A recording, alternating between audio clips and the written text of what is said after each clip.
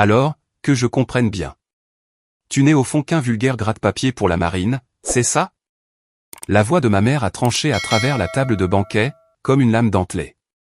42 membres de la famille ont cessé de manger, chaque fourchette figée en plein vol. Que peut bien faire une femme dans l'armée, à part rester assise sous l'air climatisé, et planifier les vols pour les vrais soldats? Elle a tapoté la fausse veste de camouflage de mon frère, le couronnant héros de la famille. Ton frère transpire pour ce pays. Mais toi, ma chérie, tu portes probablement cet uniforme, juste pour faire des photos sur Instagram. La pièce entière a explosé de rire. Je n'ai pas bronché. J'ai calmement retiré la serviette en l'un de mes genoux, et j'ai essuyé mes doigts, de manière lente et précise. Mes yeux se sont verrouillés dans les siens. Non, mère. Je pilote des avions de chasse, pour la marine des États-Unis. Elle a penché la tête, avec un sourire en coin. Oh, des avions de transport. C'est quoi ton petit indicatif, ma puce? Petite mademoiselle la secrétaire? J'ai jeté la serviette sur la table. Ma voix s'est durcie, pour devenir quelque chose capable de couper le verre. Iron Widow. Veuve de fer, toute couleur a déserté son visage. À l'autre bout de la table, le verre de vin dans la main de mon père, le capitaine Roland Butler, Navy SEAL à la retraite, a glissé de ses doigts, pour se fracasser en 100 morceaux sur le sol en pierre. Mais avant de vous raconter pourquoi ce verre brisé a sonné le glas de l'arrogance de ma mère, cliquez sur le bouton j'aime et abonnez-vous à cette chaîne. Car la punition qui attend un traître, se cachant derrière les liens du sang, sera plus brutale que tout ce que vous avez pu imaginer. Laissez-moi revenir en arrière, pour vous guider à travers la scène complète. Ma mère a fait teinter sa fourchette en argent contre son verre à vin en cristal, à 3 reprises, pour exiger l'attention de la pièce. La table s'est tue sur commande. 42 membres de la famille, dressés comme des animaux de cirque, pour se mettre au garde à vous chaque fois qu'elle se donnait en spectacle. Elle a reculé sa chaise, et a fait un lent tour de table. Sa paume ouverte est venue frapper l'épaule de la veste de camouflage bon marché de Zach, achetée dans un surplus, comme si elle adoubait un général 4 étoiles. Zach a bombé le torse, et a souri de toutes ses dents. Il venait de rentrer d'un stage de survie payant de 3 jours dans la nature. Le genre de stage que l'on réserve en ligne avec une carte de crédit et un code promo. Il n'avait pas cessé d'en parler, depuis qu'il avait franchi la porte avec un sac de sport, rempli de matériel flambant neuf, avec les étiquettes de prix qui pendaient encore. Ma mère a terminé son tour d'honneur, et s'est arrêtée juste devant moi. Elle a tendu la main, portant sa bague en diamant de 2 carats, une bague achetée avec ma prime de risque, bien que personne à cette table ne le sût, et a pointé son doigt droit sur ma poitrine. À l'endroit exact, où ma Distinguished Flying Cross et mes 3 médailles de service au combat seraient accrochées, si je ne portais pas des vêtements civils ce soir-là. 42 paires d'yeux se sont braqués sur moi, comme des vautours tournoyant autour d'une carcasse. Tante Martha s'est couvert la bouche, en ricanant. Oncle Bob a détourné le visage, pour cacher le sourire narquois qui tirait sur sa lèvre. Cousin Derek s'est adossé à sa chaise, les bras croisés, secouant la tête comme s'il assistait à une exécution publique. Je n'ai pas tressailli, je n'ai pas scié.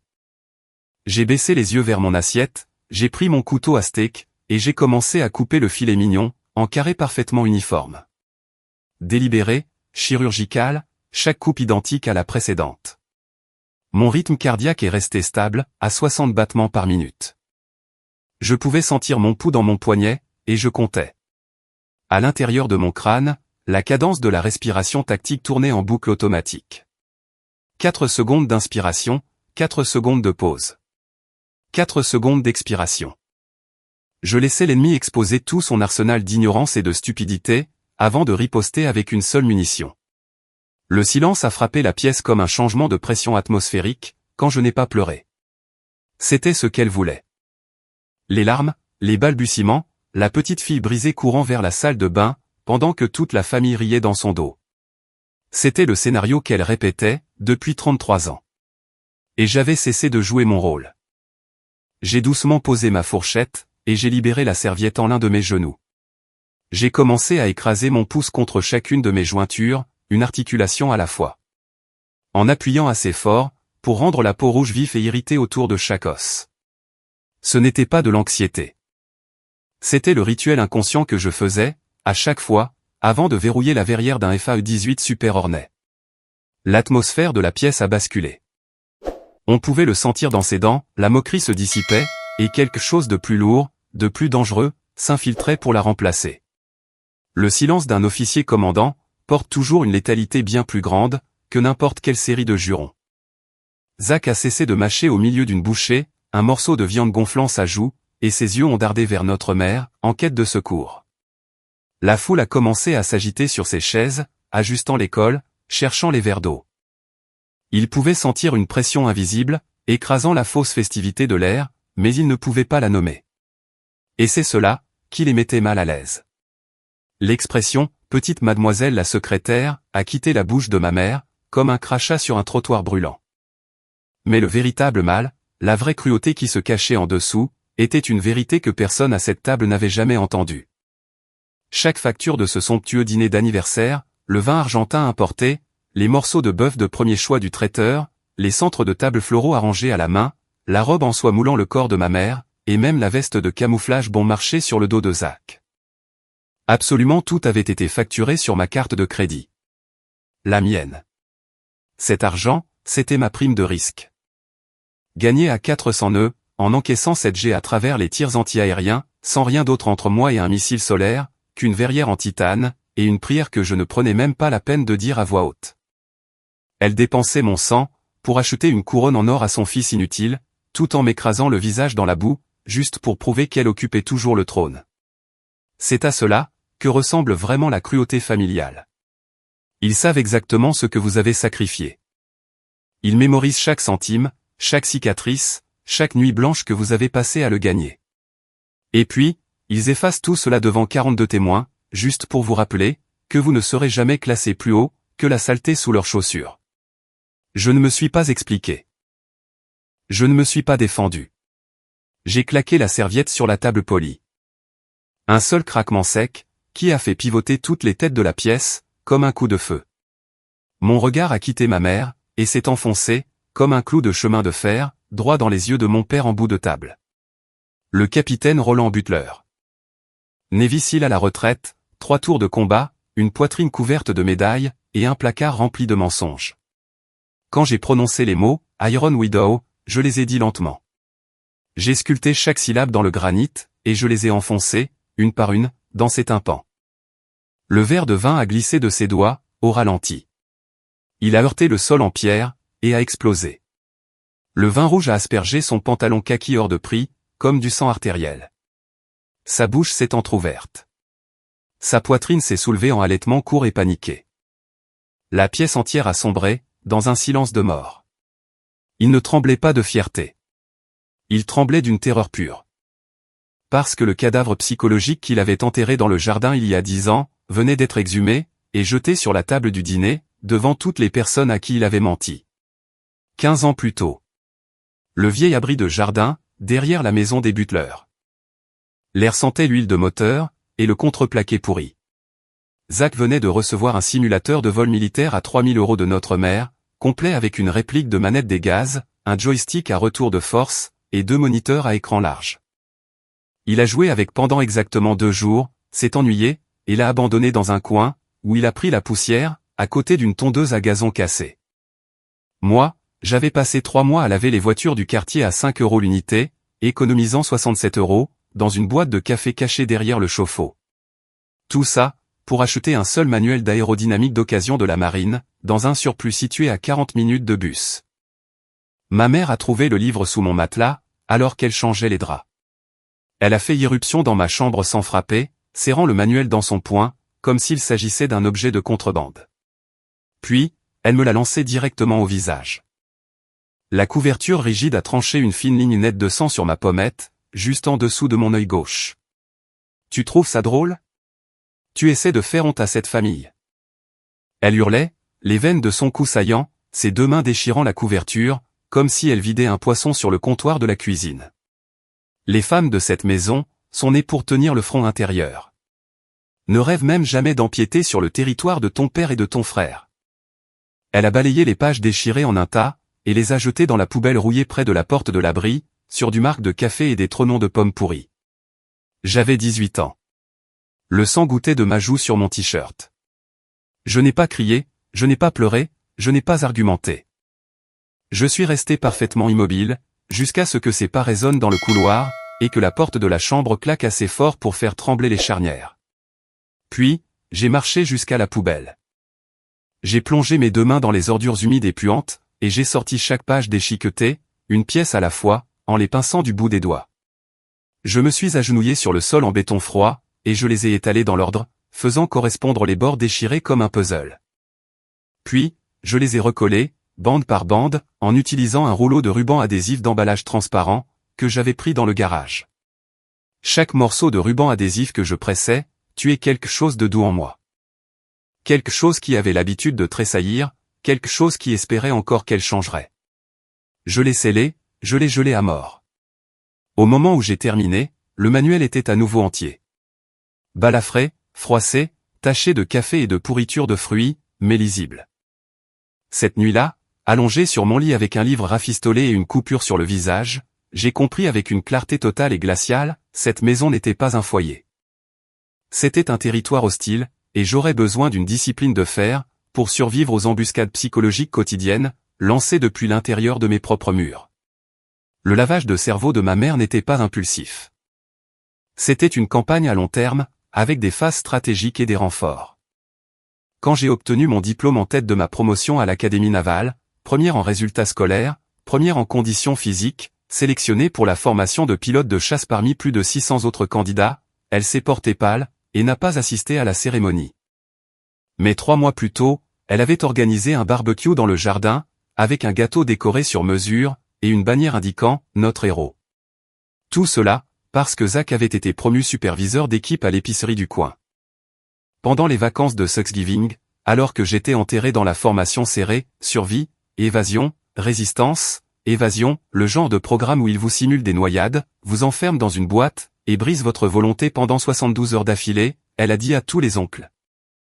Tantes et cousins réunis autour de la table de fête, Michel a été affecté à un travail de classement sur une base quelque part. Vous savez comment est l'armée maintenant. Ils laissent entrer les femmes, juste pour remplir leur quota, et faire bonne figure devant les caméras. Elle réécrivait l'histoire à chaque occasion qu'elle avait, sculptant mon image en un brouillon inutile. Une blague, un conte moral. Tout cela, pour que la grandeur fictive de son précieux fils, puisse briller davantage par comparaison. De retour à la table du dîner, au temps présent. Les chuchotements ont commencé à se répandre, comme un feu dans des broussailles sèches. J'étais assise, la colonne vertébrale verrouillée bien droite, mon pouce frottant inconsciemment le cadran en cristal rayé de ma montre militaire. Celle que j'avais portée lors de 3 déploiements, et d'un atterrissage en catastrophe. Sous le chemisier civil hors de prix que je portais ce soir-là, mon torse portait une carte routière de cicatrices. Des marques de pression, causées par des pertes de connaissance dues au jet prolongé. Une cicatrice de brûlure plissée sur mon épaule gauche, due à un feu électrique dans le cockpit. Et une crête de tissu cicatriciel le long de mes côtes inférieures, où 3 os s'étaient fracturés et avaient guéri de travers. J'avais survécu aux programmes de résistance psychologique les plus sauvages, que l'armée des États-Unis pouvait concevoir. Des simulations d'interrogatoire, qui faisaient pleurer et abandonner des hommes faits. Une pièce remplie de parents pique-assiettes, et une mère ivre de ses propres illusions, n'avait pas l'habilitation de sécurité nécessaire, pour m'attribuer une valeur. Le filet était jeté. Le piège était armé. Il pensait acculer un agneau. Il n'avait absolument aucune idée, qu'il venait d'ouvrir la porte de la cage d'un prédateur. Le souvenir m'a frappé, sans aucun avertissement. Le ciel nocturne au-dessus de Mogadiscio, déchiré par les tirs traçants. Des lignes orange vif, cousant à travers l'obscurité, comme la machine à coudre la plus mortelle du monde. La radio de mon cockpit était un mur de hurlements et de coups de feu. Gardien, nous sommes cloués au sol. Tirs hostiles provenant de 3 positions. Si nous n'obtenons pas d'appui aérien rapproché dans les 90 prochaines secondes, toute cette unité cible est anéantie. Le commandement aérien est intervenu sur le canal prioritaire, la voie tendue et saccadée, à tous les appareils, repliez-vous immédiatement. Concentration antiaérienne trop dense. Risque inacceptable. J'ai serré le manche de vol si fort, que le cuir a grincé. Ma main gauche s'est levée vers le panneau de communication, et a coupé la fréquence interne. Je me suis coupé de l'ordre de rappel. Puis, j'ai poussé le nez de mon FAE-18 Super Hornet dans un piqué presque vertical, plongeant droit vers les tirs, comme une balle qui aurait encore un battement de cœur. La force G m'a frappé, comme un train de marchandises fait de béton. Ma cage thoracique s'est compressée. Les vaisseaux sanguins de mes tempes martelaient si violemment, que ma vision périphérique s'est effondrée en un tunnel étroit. Il n'y avait pas de place pour la peur, à l'intérieur de ce cockpit. Seulement le compte. 4 d'inspiration, 4 de pause, 4 d'expiration. Le panneau d'avertissement de menace s'est allumé en rouge fixe, verrouillage de missile. 2 sources approchant rapidement. J'ai mordu à travers la peau de ma lèvre inférieure. Le goût du cuivre et du sel a inondé ma bouche. Écrémant les toits à 300 pieds, j'ai largué mes munitions en une ligne précise, à 100 mètres de la position cible immobilisée. Assez près pour déchiqueter l'ennemi, assez loin pour garder nos gars en vie. La section arrière de mon appareil a essuyé des tirs anti-aériens. Un violent frisson a traversé la cellule de l'avion. Le cockpit s'est rempli de la puanteur âcre et étouffante, de l'isolant des câbles qui brûlent et du caoutchouc qui fond. J'ai verrouillé ma mâchoire, j'ai attrapé le manche à 2 mains, et je l'ai tiré vers l'arrière avec chaque gramme de muscle que j'avais. Arrachant le jet, dans une montée quasi verticale. La combinaison anti-jet a comprimé mes jambes comme un python. Ma vision est devenue grise sur les bords, mais l'altimètre grimpait. Et en dessous de moi, le canal radio a explosé avec le son que j'avais besoin d'entendre. Hostile neutralisé. L'élément s'il se déplace. Gardien, tu viens de sauver tous les hommes ici-bas.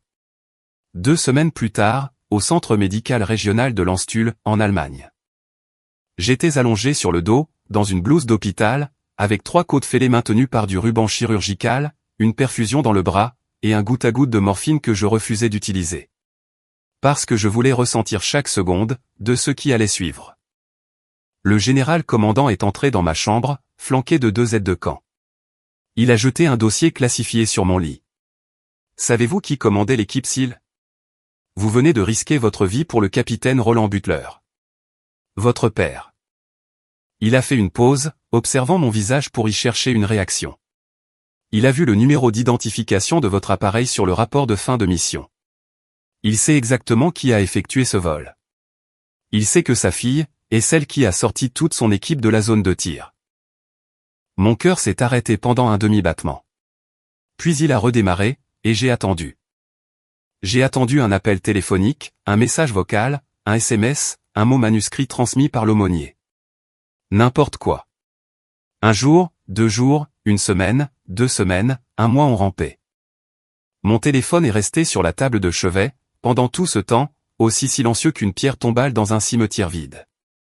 Pas un seul mot, de la part de l'homme dont j'avais acheté la vie, avec mes côtes fêlées et mon sang.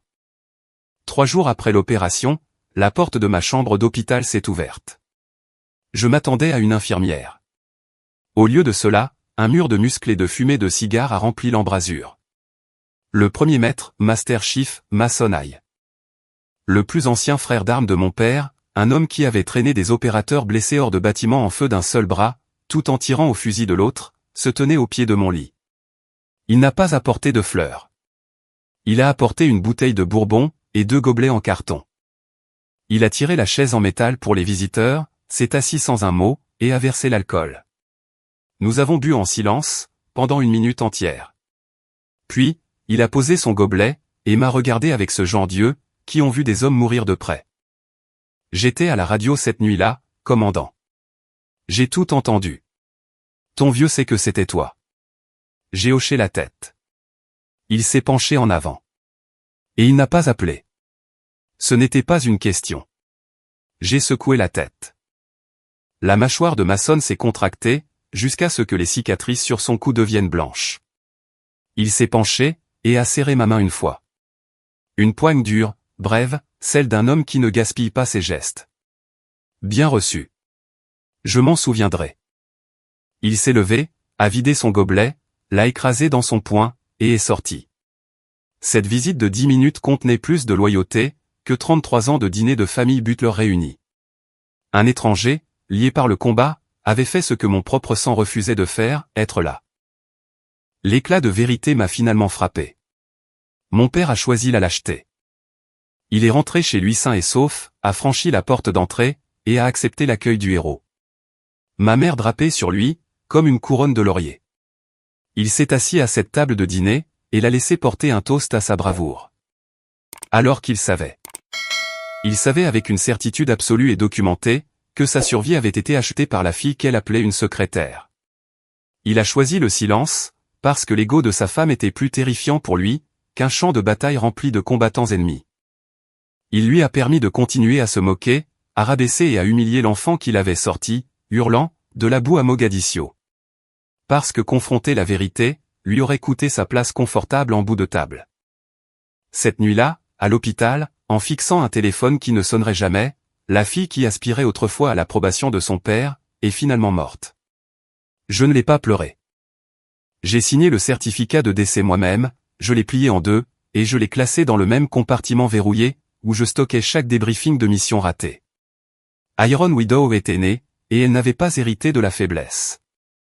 2 ans avant ce dîner d'anniversaire.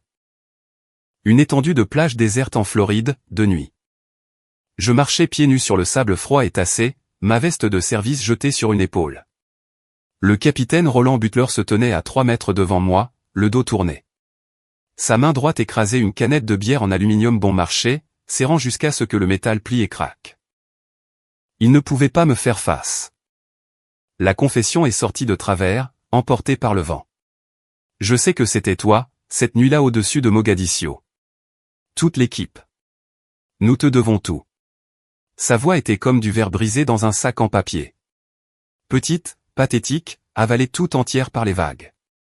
La confession d'un héros de guerre sonnait exactement comme celle d'un déserteur, pris en train de ramper sous les barbelés. J'ai arrêté de marcher, et j'ai claqué des talons pour me mettre au garde à vous standard. J'exécutais une mission de combat de la marine, capitaine. Je ne l'ai pas appelé papa. Je ne l'avais pas fait depuis des années. Il a tressailli comme si je l'avais giflé, et s'est retourné. Ses épaules s'affaissaient, comme un cintre qui ne porte rien. C'était un homme qui avait autrefois tué des combattants ennemis à main nue, au corps à corps. Maintenant, il se tenait sur une plage sombre, rétrécissant et pitoyable devant sa propre fille. Il a trébuché en avant, cherchant mon bras. J'ai reculé. Un pas mesuré. Une barrière physique, tracée dans le sable avec une précision chirurgicale. Ce qui existait entre nous avant Mogadiscio, était mort. La seule relation restante, était la distance froide entre un officier subalterne, et un supérieur qui avait déshonoré son serment. Il a dégluti à sec. Ses yeux ont fixé le sable. Je t'en supplie, Michel. Ne parle jamais de Mogadiscio à ta mère. Elle perdra la raison si elle découvre que Zach est une fraude, et que la personne qui a réellement sauvé ma vie est sa fille. Celle qu'elle qualifie d'inutile depuis 2 décennies. Je ne peux pas laisser cette famille s'effondrer. Pas à cause de ça. C'était là. La chose la plus toxique qu'un parent puisse faire. Il utilisait l'autorité de la paternité, pour faire chanter émotionnellement la personne qui avait essuyé des tirs anti-aériens pour lui. Il m'ordonnait d'amputer volontairement mon propre honneur, de ramper à nouveau sous la table où ma mère me crachait dessus, et de garder la bouche cousue.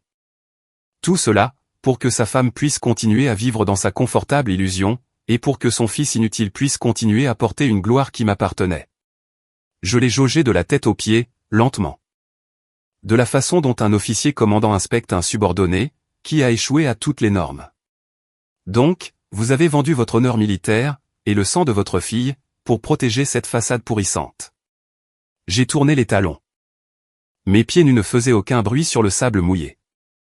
Par-dessus mon épaule, j'ai lâché un seul ordre, glacial, précis, visé directement à la base de son crâne, gardez votre petit secret sale, capitaine. Mais si cette femme franchit la ligne une fois de plus, je bombarderai personnellement cette maison avec la vérité. Et pas un seul mensonge ne survivra à l'explosion. Pendant 2 ans après cette nuit sur la plage, j'ai tenu parole. J'ai payé chaque facture, signé chaque chèque, financé le loyer de Zach, les paiements de son pick-up, ses stages de formation ridicules. Tout transité par le compte familial, que ma mère gérait comme une caisse noire personnelle. Je n'ai jamais mentionné Mogadiscio, pas une seule fois. Ni à ma mère, ni à aucun membre de la famille, ni au psychiatre de la marine qui me demandait tous les 6 mois, pourquoi ma tension artérielle montait en flèche chaque fois que le mot « famille » apparaissait sur un formulaire. J'ai gardé le silence, parce que j'avais fait un calcul tactique, le moment de frapper n'était pas encore arrivé. Un bon pilote ne largue pas ses munitions au premier signe de l'ennemi. Elle attend que chaque atout hostile soit concentré au même endroit, totalement exposé, sans aucune couverture. Ensuite, elle rase la zone. J'attendais que ma mère me donne les coordonnées elle-même. Elle l'a fait. Lors du pire jour possible qu'elle aurait pu choisir. La saison des fêtes. Le salon des butlers. Zach s'est pavané par la porte d'entrée, et a jeté son tout nouveau sac à dos tactique, acheté en ligne pour 200 €, les étiquettes encore attachées, sur le canapé en cuir. Il s'est lancé dans une performance théâtrale sur la certification de survie en milieu sauvage de 3 jours qu'il venait d'obtenir, agitant les deux bras comme s'il avait pris d'assaut une plage. Il a sorti un certificat plastifié, et l'a agité au-dessus de sa tête. Je l'ai regardé de l'autre bout de la pièce. Je pouvais lire les petits caractères à 3 mètres de distance, une compétence livrée d'office avec la formation au ciblage. Le certificat était délivré par une société commerciale de tourisme d'aventure basée à Orlando. Un séjour de camping de 3 jours avec repas traiteur, chalet chauffé, et une note de passage garantie pour tous ceux qui payaient les 400 € de frais. Zach le traitait comme une médaille purpelate. Sur l'étagère derrière sa tête, j'ai remarqué autre chose. Un profil de réseau social affiché sur l'iPad familial, laissé négligemment en vue. La page de Zach. Sa photo de profil le montrait portant un treillis militaire de surplus, un gilet tactique qu'il avait commandé sur Amazon, et une paire de lunettes d'aviateur. Sa biographie disait « Lignée Butler ». ADN de guerrier. Certains d'entre nous sont juste construits différemment. Il avait 11 000 followers. Des gens croyaient réellement qu'il était militaire. Ma mère a émergé de la cuisine, portant un plateau de dinde dorée, le visage rayonnant d'une dévotion religieuse. Elle a dardé son regard vers moi. « Tu vois ça, Michel ? Les hommes de cette famille vont sur le terrain, et saignent. Mais toi, assise dans ton bureau climatisé à cliquer sur une souris.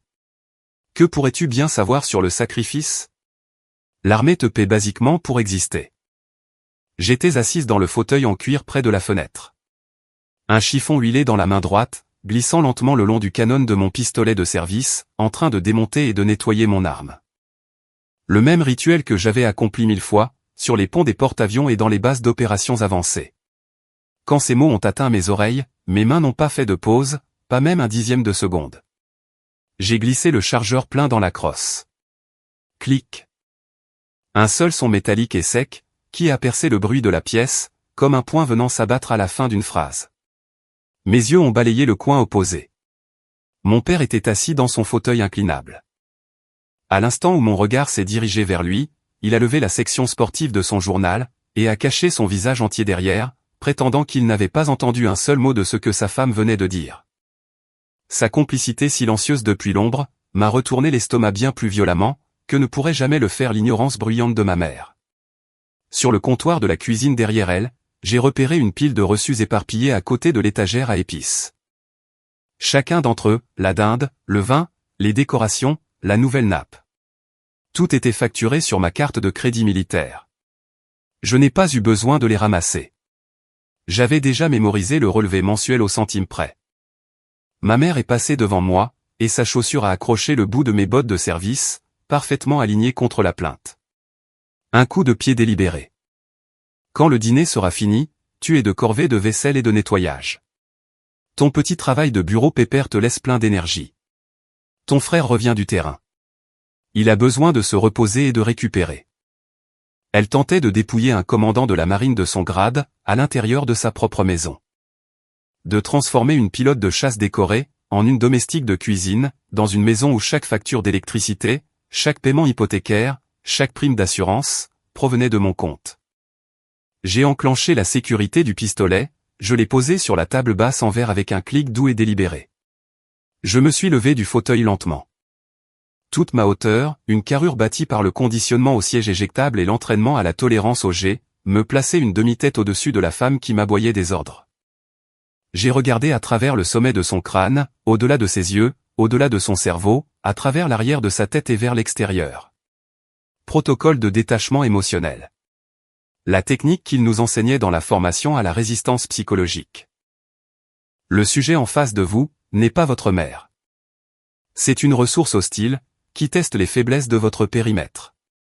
Oui, madame. 2 mots, plat, vide. Comme si je lisais un numéro de série, sur une liste de pièces détachées. Cette obéissance n'était pas une capitulation. C'était le demi-pas en arrière, enroulé d'un prédateur, mesurant la distance exacte jusqu'à la jugulaire. En début d'après-midi, quelques heures avant que ce dîner d'anniversaire ne commence, le petit Evan, mon neveu de 6 ans, est venu courir pieds nus sur la véranda inondée de soleil. Il portait un t-shirt blanc trop grand, avec un avion de chasse imprimé sur la poitrine, la silhouette d'un F-18 Super Hornet. Il s'est glissé jusqu'à moi, assise sur la marche du Porsche, sa petite main se tendant pour agripper l'ourlet de ma veste. Ses yeux étaient grands et électriques, remplis de quelque chose que je n'avais pas vu diriger vers moi à l'intérieur de cette maison depuis plus d'une décennie. Waouh! Tante Michel, tu es un héros courageux comme grand-père? Est-ce que tu voles haut dans le ciel et tires sur les méchants, toi aussi? Pour la première fois en 15 ans sous ce toit, un être humain vivant me regardait, avec un respect pur et inconditionnel. Pas d'arrière-pensée, pas de manipulation, juste l'émerveillement honnête d'un enfant. Je n'ai même pas eu l'occasion de sourire. Une ombre a jailli de l'embrasure de la porte. La main de ma mère a fusé, et s'est refermée sur le haut du bras d'Evan, le tirant en arrière avec une telle force, que le garçon a trébuché, ses pieds nus dérapant sur les planches en bois. Il a poussé un petit cri. Ne pose pas de questions stupides, a-t-elle sifflé.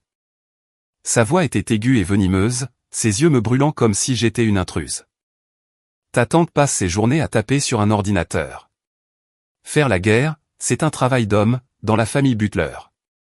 Les femmes qui ne peuvent même pas tordre le cou d'un poulet, ont leur place dans la cuisine, à recevoir des ordres, pas à en donner.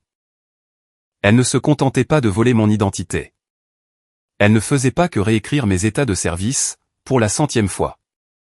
Elle injectait le poison du mépris, directement dans le cerveau en développement d'un enfant, programmant la prochaine génération de Butler pour me regarder, et ne rien voir. Zach était appuyé contre le cadre de la porte, une bière suant dans sa main. Il a haussé une épaule, et a laissé échapper un petit rire paresseux.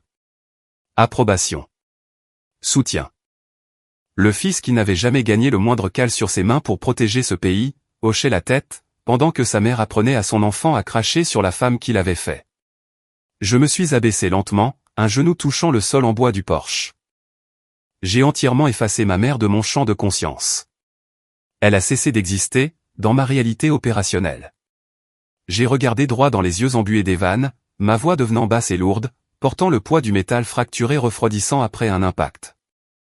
Un jour, Evan, tu comprendras, qui a réellement volé à travers le ciel le plus sombre, pour ramener la lumière à la maison. Et tu sauras ceci, les vrais grands, n'ont jamais besoin de crier. Ma mère a ricané, a attrapé le poignet d'Evan avec une poigne à lui blanchir les jointures, et l'a traîné à travers l'entrée. La porte moustiquaire a claqué derrière eux. Par la fenêtre, je pouvais la voir pousser le garçon vers le salon, lui sifflant quelque chose à l'oreille, tandis qu'Evan essuyait les larmes de ses joues du revers de la main. Elle était déjà en train de le reprogrammer, effaçant les 60 secondes de vérité qu'il venait de vivre, et les écrasant avec sa version. C'est ainsi qu'elle avait fonctionné toute ma vie. Elle ne se contentait pas de vous mentir. Elle pénétrait dans votre mémoire, et réarrangeait les meubles, jusqu'à ce que vous doutiez de vos propres yeux. J'y avais survécu, parce que j'étais entraîné. Un enfant de 6 ans n'avait aucune chance. Je me suis levé. Un courant d'adrénaline glacée s'est déversé le long de ma colonne vertébrale.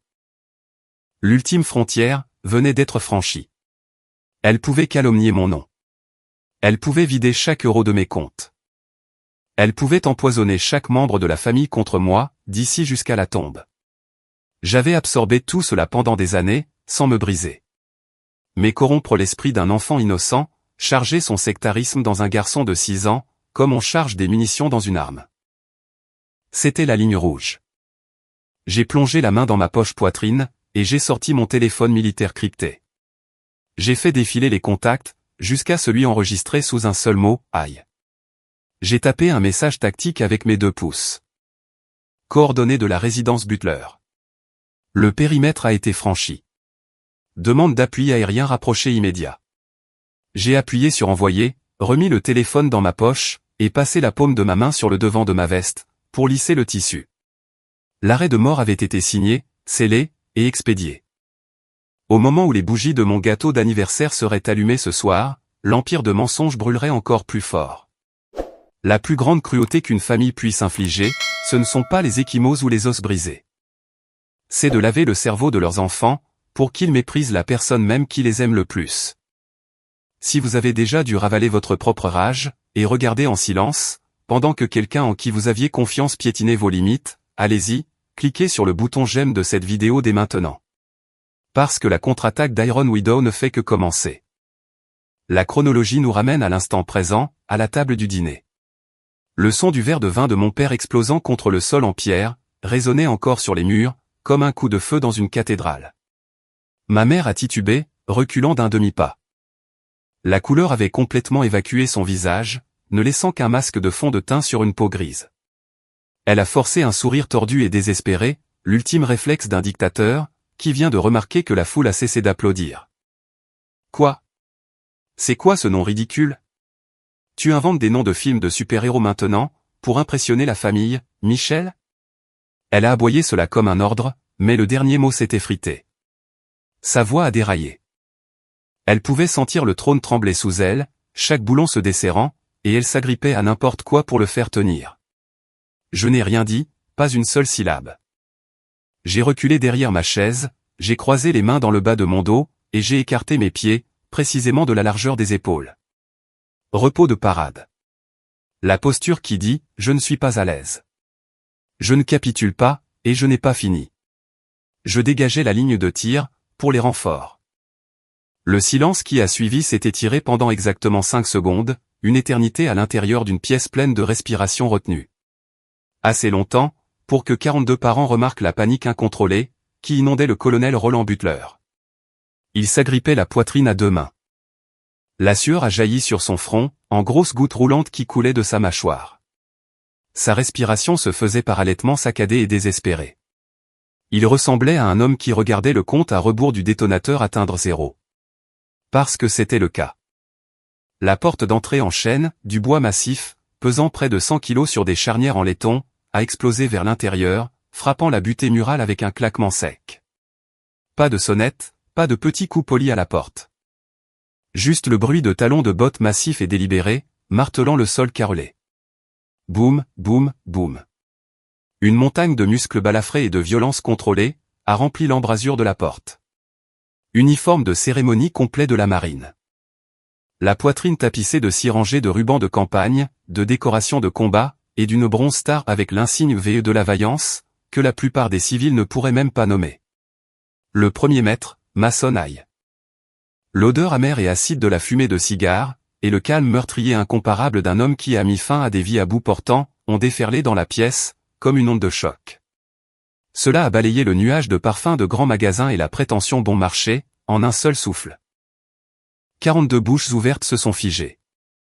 L'autorité brute et écrasante qui irradiait de cet homme, a réduit en poussière la moindre once du théâtre que cette foule avait joué. Le verre de vin de tante Martha a glissé et s'est répandu sur la nappe blanche, mais elle n'a pas bougé pour nettoyer. Oncle Bob a reculé sa chaise d'un bon pied de la table, comme si le sol était soudainement brûlant. Cousin Derek, celui qui ricanait pendant mon humiliation 1 heure plus tôt, a physiquement rétréci sur son siège, ses bras croisés retombant le long de son corps. Ils avaient passé toute la soirée, à rire d'une femme qu'ils croyaient être une gratte-papier. Maintenant, un premier maître décoré au combat venait d'enfoncer leur porte d'entrée, et l'instinct de survie de chaque personne à cette table hurlait la même chose, quelque chose de terrible est sur le point d'arriver, et il n'y a pas d'issue. Le visage de Zach a pris la couleur du lait caillé. Il a regardé Mason, puis notre père, puis de nouveau Mason. Sa bouche s'est ouverte, mais rien n'en est sorti. La fausse veste de camouflage, qui avait été son costume toute la soirée, a soudainement ressemblé exactement à ce qu'elle était, une tenue d'Halloween, portée par un enfant qui se déguise à une table d'adultes, qui allait apprendre à quoi ressemble le vrai service. Mason n'a pas accordé un regard aux parents recroquevillés. Il a traversé la salle à manger en 4 enjambées massives, a attrapé le dossier d'une chaise qui lui barrait la route, et l'a envoyé s'écraser contre le mur sans ralentir son pas. Il a couvert la distance jusqu'à Roland en quelques secondes, et s'est planté directement au-dessus du vieil homme, projetant une ombre qui engloutissait toute la tête de la table. Sa voix, basse, rugueuse, couverte de cicatrices comme ses mains, a explosé comme un obus d'artillerie de 155 mm, en plein centre du banquet. Tu ne l'as pas encore dit à ta femme, Roland. tu es tellement lâche, si pathétiquement et honteusement lâche, que tu n'as toujours pas dit à cette femme arrogante, qui a traîné ton corps en sang et brisé, hors du massacre de Mogadiscio. Les mains de ma mère se sont refermées sur le bord de la table. Ses jointures sont devenues blanches comme un os. Maçonne, de quoi diable parles-tu? Mogadiscio. Roland m'a dit qu'il avait été secouru par un escadron de l'armée de l'air. Sa voix montait, s'effilochait. Maçonne a pivoté vers elle. Les veines de son avant-bras gonflaient, épaisses et bleues, tandis que son doigt visait son visage, comme le canon d'un fusil. Son rugissement a fait trembler les cristaux du lustre. C'était le commandant Iron Widow, Michel Butler. Ta fille a plongé son appareil dans une mission suicide à travers les tirs anti-aériens, pour sauver la vie de ton mari. Pendant que tu étais assise dans cette maison, à l'appeler une secrétaire inutile. Chaque mot était un coup de hache. Invisible, massif, et dirigé à la base de la statue de marbre, qu'elle avait passé 3 décennies à construire. Le monument à la suprématie masculine, l'autel où elle sacrifiait la dignité de sa fille chaque jour. La statue s'est fracassée. On pouvait l'entendre dans la pièce. Pas un son physique, mais l'implosion psychique d'un système de croyances, s'effondrant sous le poids d'une vérité documentée, indéniable, et certifiée par des témoins. Silence. 42 personnes sont devenues une fosse commune de respiration retenue. La mâchoire de Zach s'est décrochée. Un morceau de steak à moitié mâché est tombé de sa bouche, et a heurté l'assiette avec un bruit mou et écœurant. Son visage était passé du blanc laiteux, à un gris terne et maladif. Le certificat de survie de 3 jours, le personnage de guerrier sur Instagram, les 11 000 followers. Tout fondait sur lui, comme la cire d'une bougie bon marché. Il a regardé sa propre veste de camouflage. Puis, dans un petit mouvement involontaire qui racontait toute l'histoire, il a baissé la fermeture éclair, et l'a fait glisser de ses épaules. La veste a glissé du dossier de sa chaise, et s'est chiffonnée sur le sol. Personne ne l'a ramassée. Personne ne la ramasserait plus jamais. Autour de la table, 42 masques se fissuraient simultanément. Tante Martha avait les 2 mains sur la bouche. Elle ne riait plus maintenant, mais essayait d'empêcher un sanglot de s'échapper. Oncle Bob restait figé, fixant son assiette comme si la nourriture s'était transformée en béton. 3 cousins, à l'autre bout, pleuraient déjà. C'étaient ces mêmes personnes, qui avaient hurlé de rire quand ma mère m'avait appelé une petite mademoiselle la secrétaire. Ils réalisaient. Tous, en même temps. Qu'ils avaient été des complices. Ils avaient mangé à ma table, ri à mes dépens, et n'avaient jamais, ne serait-ce qu'une fois, remis en question l'histoire qu'on leur servait. Ils avaient laissé une pilote de combat décorée se faire humilier pour le spectacle, pendant que son frère inutile était couronné héros de la famille. La culpabilité les a frappés comme un mur d'eau. Ma mère s'est effondrée en arrière sur sa chaise, comme si quelqu'un avait coupé les fils qui la soutenaient. Ses yeux se sont écarquillés et sont devenus fous, sa tête tremblant de gauche à droite dans un déni rapide et désespéré. Elle s'est tournée vers son mari. Son regard était une supplication animale et nue, implorant un mot, juste un mot, pour prouver que le vieil homme avait tort. Pour sauver l'histoire, pour empêcher les murs de s'écrouler. Roland Butler, capitaine, Navy SEAL des États-Unis, à la retraite, s'est levé péniblement. Les épaules qui portaient autrefois le poids de missions de sécurité nationale, se voûtaient vers l'avant, écrasé vers le sol par la masse insupportable de sa propre honte. Il a fermé les yeux. Des larmes. De vieilles larmes épuisées, vaincues. On coulait sous ses paupières, et on roulait le long des rides profondes de son visage. C'est vrai. Sa voix s'est fracturée comme du vieux bois. Je suis désolé, Michel. Je suis tellement désolé. L'empire fabriqué par ma mère s'est désintégré en temps réel. Elle avait passé sa vie entière à me réduire en poussière, pour élever le mythe de l'invincibilité de son mari. Et maintenant, elle se tenait dans les cendres de ce mythe. S'étouffant avec la révélation, que la survie de son Dieu avait été achetée, avec le sang et les os de la fille même qu'elle avait méprisée le plus longtemps. Elle s'est levée en titubant. Le mascara coulait sur ses joues, en d'épaisses rivières noires. Elle a tendu une main tremblante vers moi. Michel. Oh mon Dieu. Je ne savais pas. Pourquoi ne me l'as-tu pas dit? L'excuse pitoyable et usée d'un voleur coincé dans une ruelle sans issue, cherchant une sympathie, qu'elle n'avait jamais accordée à personne d'autre qu'à elle-même. J'ai reculé d'exactement un pas. Loin de la main tendue, loin du contact toxique et théâtral, qui n'aurait été rien d'autre qu'un énième outil de manipulation, si j'avais permis qu'il m'atteigne. Mon visage est resté verrouillé, pas un muscle n'a bougé. Tu ne le savais pas, parce que tu n'as jamais voulu le savoir.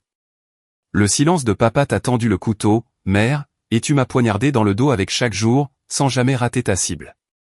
Je me suis tourné, pour faire face à ma sonne et à mon père. Les deux vieux guerriers, l'un debout, l'autre tenant à peine droit, ont claqué des talons, et ont levé des mains rigides à leur front.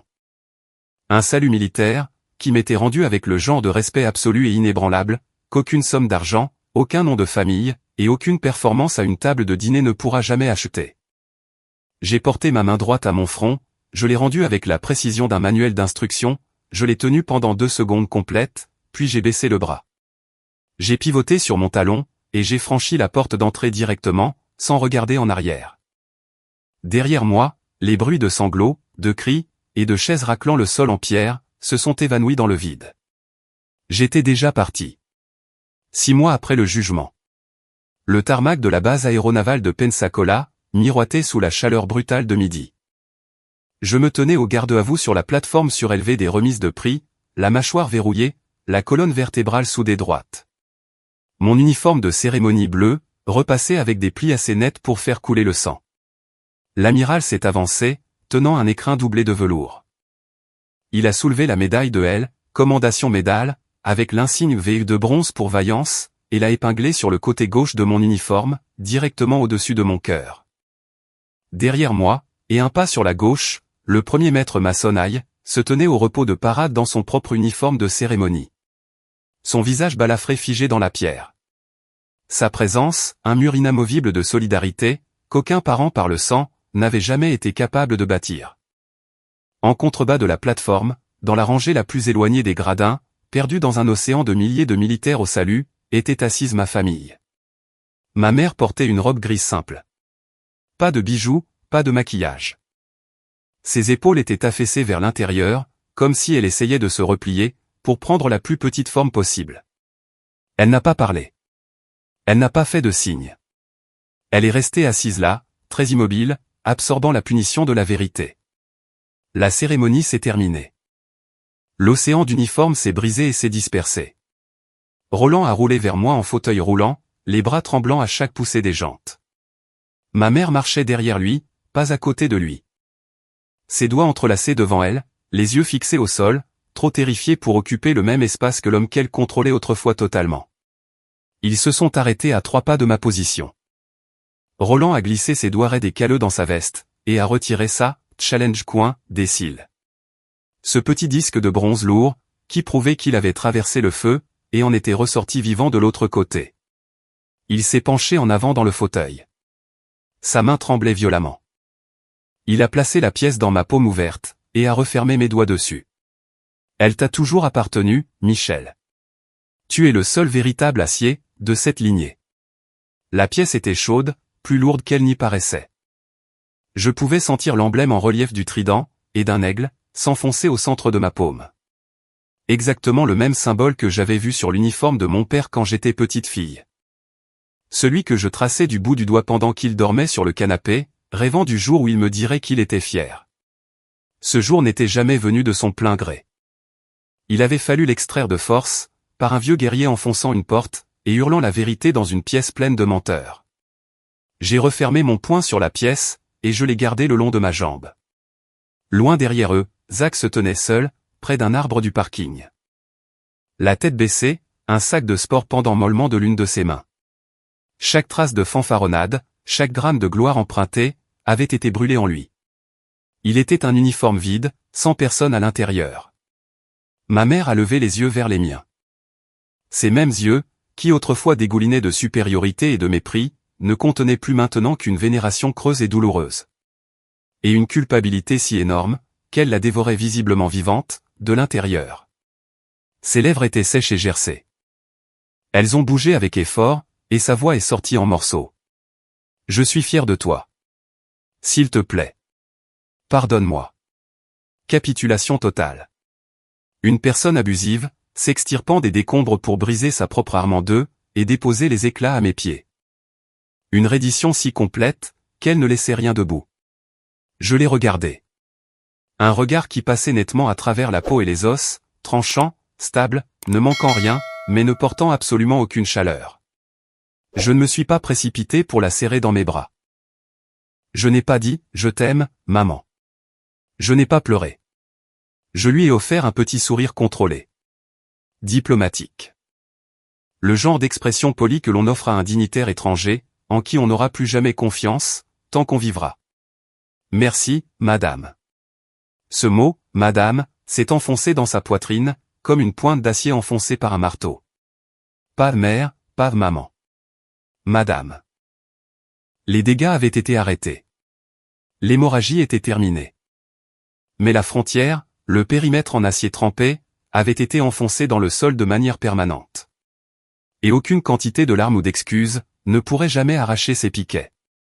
Un officier peut faire preuve de pitié envers un prisonnier de guerre, mais il ne lui rend jamais son arme. Je me suis retourné, j'ai marché vers la lumière, je les ai laissés immobiles, dans le silence que j'avais construit autour de moi comme une forteresse. 12 ans plus tard. La maison des Butler en Floride portait maintenant un autre type de calme.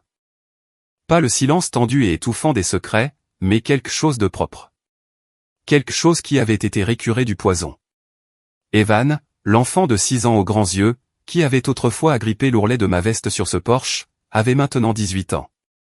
Mâchoire carrée, main stable. Sa lettre d'admission à l'Académie navale des États-Unis se trouvait dans un dossier sur le comptoir de la cuisine. Il était assis à côté de moi sur le banc en bois devant la maison, utilisant un chiffon doux pour polir soigneusement la face de la challenge coin cils de mon père. Chaque mouvement était délibéré, respectueux. La façon dont on manipule quelque chose de sacré.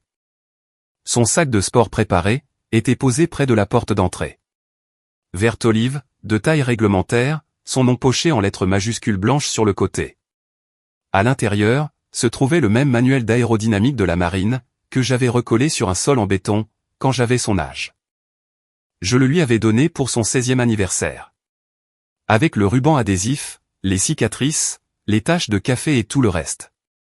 Il l'avait lu d'un bout à l'autre 3 fois. Il ne m'avait jamais demandé pourquoi les pages étaient déchirées. Il n'en avait pas besoin. Les cicatrices racontaient l'histoire, mieux qu'aucun mot ne pourrait le faire. À travers la cloison vitrée derrière nous, je pouvais voir dans le salon. Les cheveux de ma mère étaient devenus complètement blancs. Sa charpente était petite et voûtée. Elle se tenait devant le manteau de la cheminée, utilisant un chiffon doux pour essuyer la vitre d'une photographie encadrée. Moi, en tenue de vol complète, debout sur l'aile de mon FAE-18, sur le pont d'un porte-avions, avec l'océan derrière moi. Cette photographie avait remplacé chaque image de mon père, chaque image de Zach, chaque trophée, et chaque certificat qui garnissait autrefois ses étagères. Elle trônait à la position la plus haute sur le mur, centrée et éclairée par un spot, dans un cadre en acajou qu'elle avait choisi elle-même. Elle avait passé les dernières années de sa vie à réparer ses torts. Non pas avec des mots, ni avec de grands gestes, mais avec un silence inconditionnel, jour après jour. Préparer des repas que je n'avais jamais demandés. Nettoyer la maison que je payais, sans se plaindre. Placer ma photographie là où sa fierté était autrefois accrochée. La vengeance la plus dévastatrice, n'est pas de détruire votre ennemi. C'est de le dépouiller de l'arrogance qui le rendait dangereux, et de ne lui laisser d'autre choix, que de se reconstruire en quelque chose de plus calme, de plus humble, et de plus honnête, qu'il ne l'aurait jamais voulu. Evan a cessé de polir, et a levé les yeux vers moi. Son regard portait la même stabilité dure comme le fer, que le mien à son âge. Ce regard qui dit, j'ai déjà décidé de qui je suis, et personne en vie ne pourra m'en dissuader. Tante Michel. Être courageux, ça veut dire ne jamais pleurer, et ne jamais avoir peur de l'ennemi. J'ai soulevé mon mug de café noir, assez amer pour vous faire pleurer les yeux, et j'en ai pris une longue gorgée, avant de le reposer sur la coudoir en bois. Non, Evan. Le courage, c'est quand tu as été trahi par ton propre sang, et que tu es assis là, détenant assez de puissance de feu pour raser tout ce qui t'entoure. Mais au lieu de ça, tu choisis d'utiliser cette puissance pour construire quelque chose de vrai, à partir des décombres. Au-dessus de nous, le rugissement fendeur de ciel d'un escadron de F-35 a déchiré l'air ouvert. Le son s'est écrasé à travers ma cage thoracique, et a secoué chaque terminaison nerveuse, qui se souvenait encore de ce que ça faisait, de posséder l'atmosphère à 40 000 pieds. Un rayon de lumière a accroché la pièce des cils dans la main d'Evan, et a brillé, net, tranchant, féroce. L'éclat d'un honneur qu'aucune somme de mensonges, qu'aucune année de silence, qu'aucune cruauté familiale ne pourra jamais ternir. J'ai incliné la tête vers le haut, et j'ai regardé le grand ciel bleu au-dessus des toits. Pas de tromperie là-haut, pas de préjugés, personne pour mesurer ce qu'une femme était autorisée à accomplir. Ce ciel appartenait à Iron Widow. Il l'avait toujours été. Et cette liberté, gagnée dans le sang, trempée dans le silence, forgée à travers des années à choisir la vérité plutôt que le confort, était l'héritage que j'avais l'intention de laisser derrière moi. Pardonner ne signifie pas les laisser continuer à vous blesser. Cela signifie construire une frontière d'acier, pour protéger ce qui vous appartient. Cliquez sur ce bouton j'aime, abonnez-vous, et partagez dans les commentaires comment vous vous êtes dressé contre la toxicité dans votre propre famille. Le passé, ce sont vos cicatrices, mais l'avenir, ce ciel immense, grand ouvert et qui vous attend, sera toujours le vôtre.